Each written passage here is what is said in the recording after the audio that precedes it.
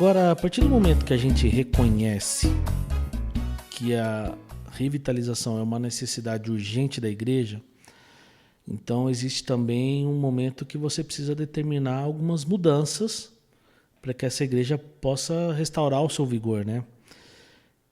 E quando a gente precisa tomar algumas decisões, a gente corre o risco de se precipitar em algumas delas.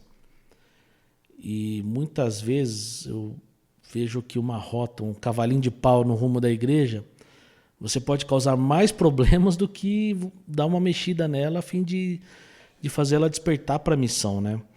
Então, como é que a gente lidar nesse cenário agora? Bom, precisa mudar algumas coisas e como essas decisões precisam ser feitas diante do processo para que se evite que elas sejam precipitadas. Como é que os líderes podem encontrar um equilíbrio de necessidade de ter resultados naquilo que estão fazendo, mas a importância também de ouvir a voz do Senhor, a sabedoria, para que possam encontrar um movimento saudável para que a igreja recupere a sua saúde?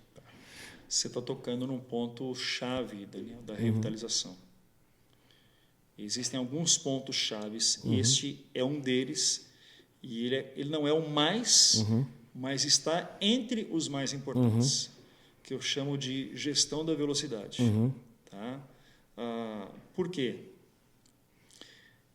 Este é um dos pontos em que igrejas se arrebentam, assim como líderes revitalizadores.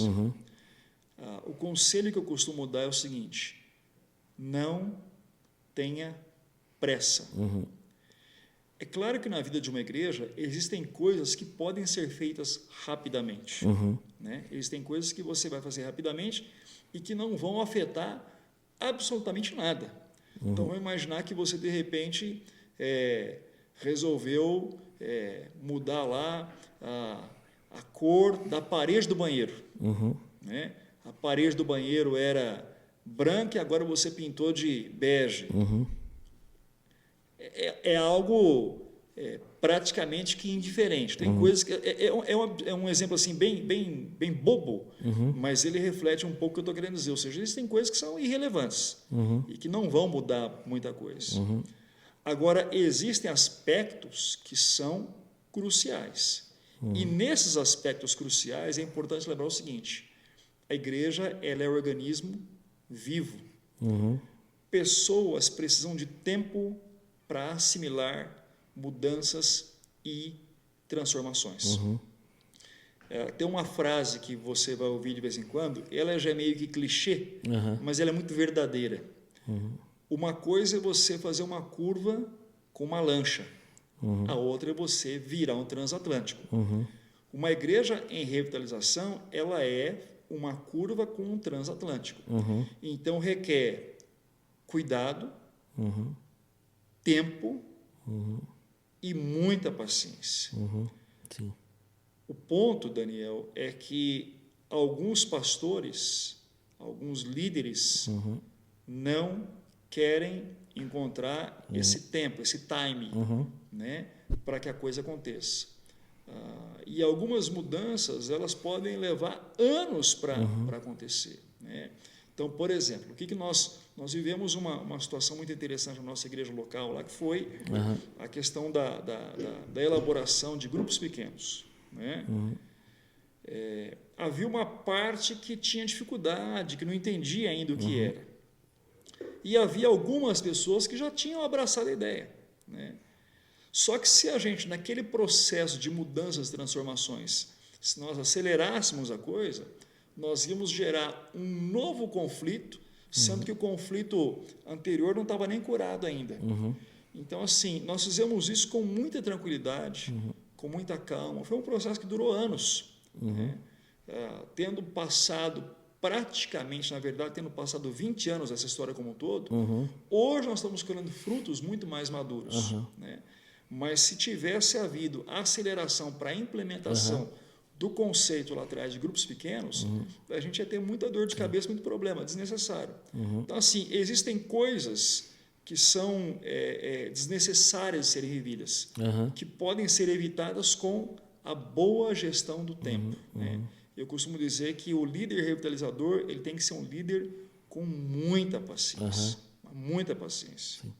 Eu imagino também que você precisa dar tempo para cura, às vezes, né? Porque, no caso, você conta que você pegou uma igreja que passou por um processo de divisão. Eu vim de uma igreja que saiu de uma divisão. Então, assim, você tem um tempo ali que você precisa passar por um processo de cura, né? De restauração. Então, acho que tudo isso também leva um tempo para você tomar outras medidas, né? Então, acredito que você precisa... O tempo ajuda você a trabalhar alguns aspectos para você, vamos dizer assim, perceber o timing de provocar algumas mudanças, né? Vamos fazer um comparativo aqui do corpo, né? Falando que a igreja é um organismo vivo. Ninguém sai da UTI e vai para a academia. Exatamente.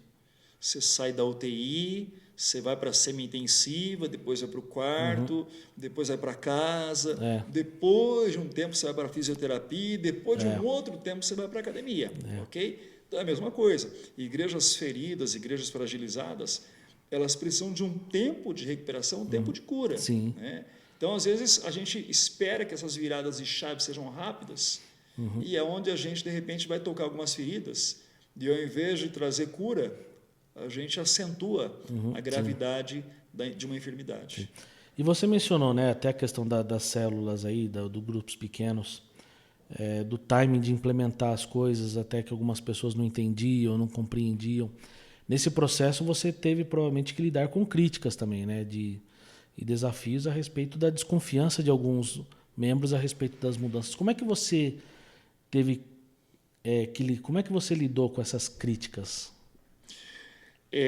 Crítica, pensando em pastoreio, é algo que você vai lidar a vida inteira.